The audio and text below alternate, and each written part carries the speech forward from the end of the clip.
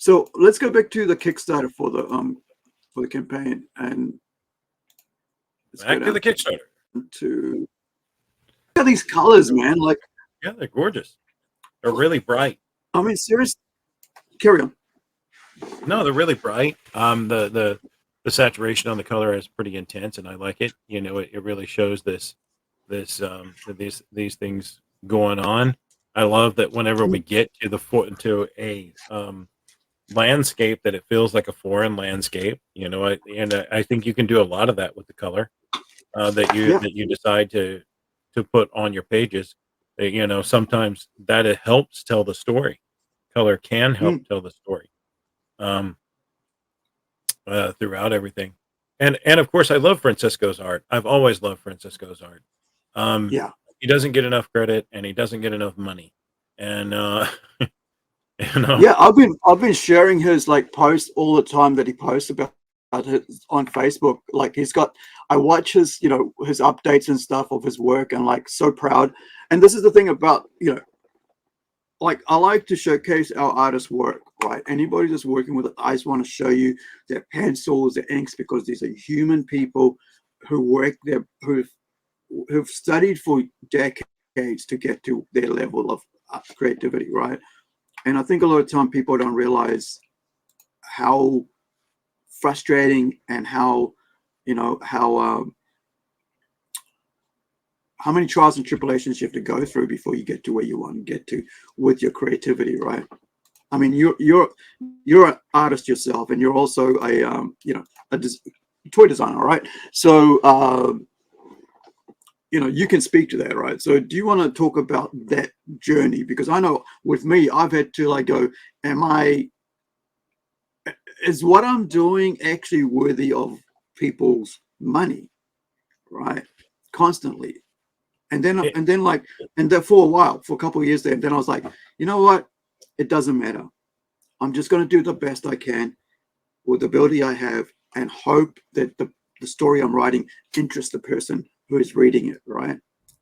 And look at that page, right? So this is kind of like what's inspired all this sort of like my childhood, right? This is of course 2000 AD, you know, and you look at that and you go, wow, look at the colors and popping off all that, you know.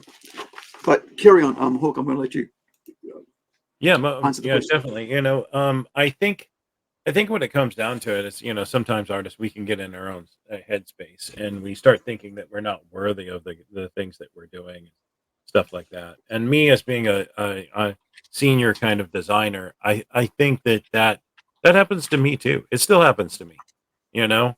And you know, sometimes you need you need some kind of acclamation that things are going to be okay. You need some kind of someone to say, yeah, I really love it.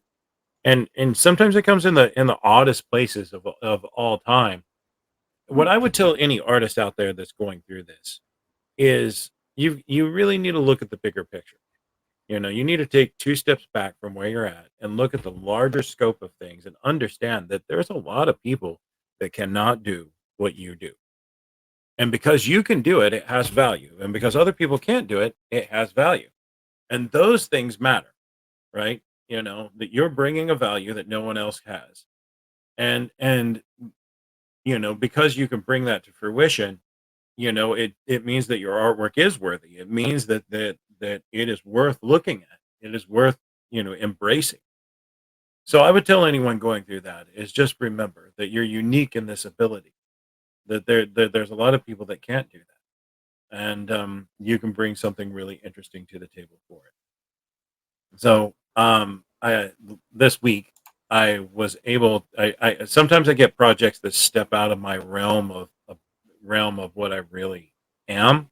So this week I got to play in architecture.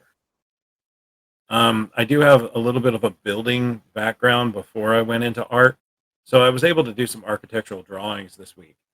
And you know, even then, I was thinking, you know, it's been such a long time since I've done a technical drawing. Should I really do this?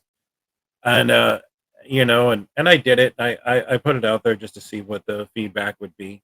Literally, the client was dancing whenever they saw the artwork that was submitted to them for architecture drawings. You know, they were literally dancing, and I was like, you know, it's such a good place to be in. So don't be afraid to step out of your comfort zone and try something new. And remember that you're unique in that ability that other people can't do what you do. So I hope that answered it well, and I hope that all of you watching will understand that there are many different ways that you can join groups. Rising Sun has many different groups. We're always taking on projects. We're always working with artists and helping them grow and helping them learn. And hopefully, we're doing it in a way that's positive and, you know, encouraging to them. And you know, I think that if you're looking for that, there's many other groups besides us out there that you can join and actually get some practice and experience in.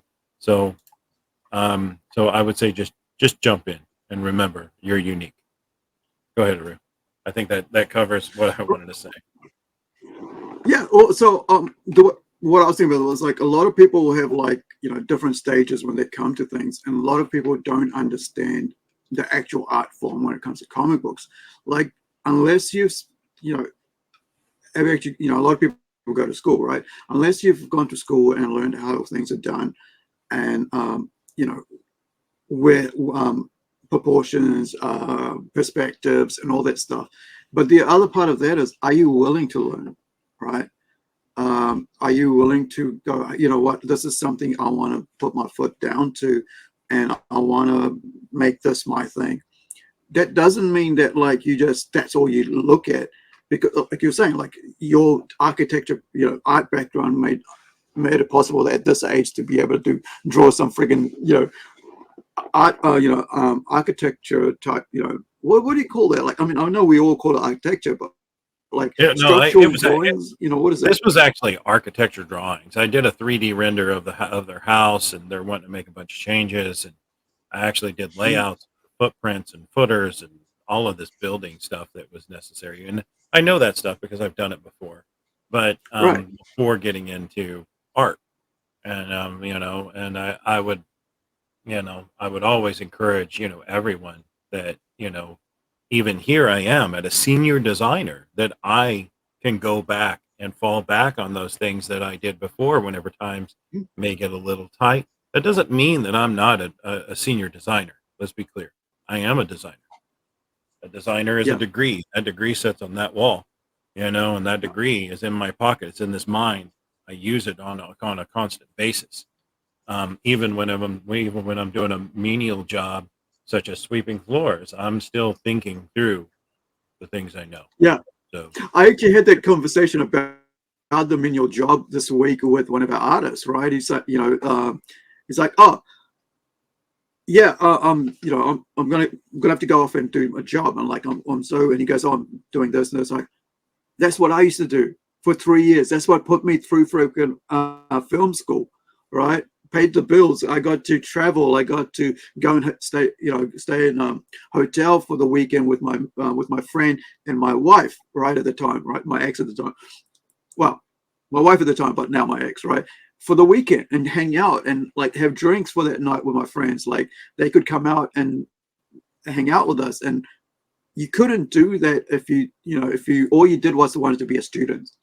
And I was saying like how I spent three and a half years of my life working while everybody else was just going out and getting drunk every night or going to parties and stuff. But because I was able to use work that my mom made me go and study for, you know, at 20 years of age, at I think it was like at about 27 or almost 30 years of age, helped me have practical skills where I was able to work in a sports bar, making food, plating up stuff for parties, for events, or just a guy going, "Hey, I want some toasties, fish and chips, please," and make that up and put it over, and then do 3-4 hours, then go home. Or because I had the key card, I could go back to school and work till midnight or 2 o'clock in the morning, then go home and sleep, and then go back to class again.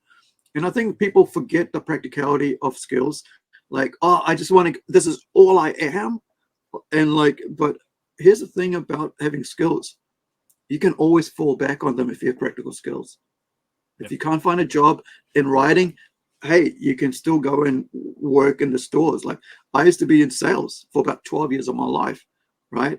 And what they call interpersonal, communications with people, or business relationships and stuff. So, dealing with people. Oh, how many meters do I need for this room to put these tiles down in? I'm like, okay, let me work that out, you know, and stuff like that. And it's like, oh, okay, hold on, okay, this is getting a bit more technical. Let me get my boss, and then my boss will come over, stand next to me, go, this is how you do it, Aru. This is how you work it out. Make sure you got a kick underneath that friggin' sink that's about 15 centimeters, all right? Because if you don't, you're gonna be kicking a wall. So make sure there's enough room there. Talking about architecture, right? Yeah, When yeah. you walk into the sink, you can't just stand at the sink and not have leg room, because otherwise you just kick every time and like, ow, And these things, like, oh, you got to have like about something. What is it like? What we call in New Zealand? It's like, I think it's about And 6.9 or something like that. I think it's like a standard door frame that you got to have a height, and you oh can't yeah, go lower. You can go higher, but six you six. cannot go lower, right? Right, right. 6'6" is Yeah, it's kind of like standard door size now. 6'7" is like standard door size now. But back in what's funny is I've been to some of these houses back at the turn of the century, and standard door size yeah, is like 5 foot. So it's like a foot and a half lower. It's like okay, all right, I get it. All right, but anyway, we're yeah. talking No, about no, no. But I practical was skills. thinking like, We're talking about a practical lot. skills and how sometimes your art brings that back to practical skills. And I am not an architect. An architect is a degree. I just did architecture this week. That's all.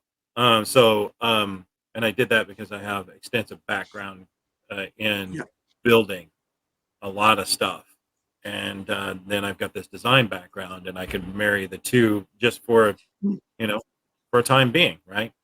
So I don't want that to be misconstrued. I'm not an architect. Architect is a full degree, and they are probably much better than I am yeah. at doing that particular event. So anyway, Wherever you are, be well, be safe, and we'll see you on the next one. Ka kite ano.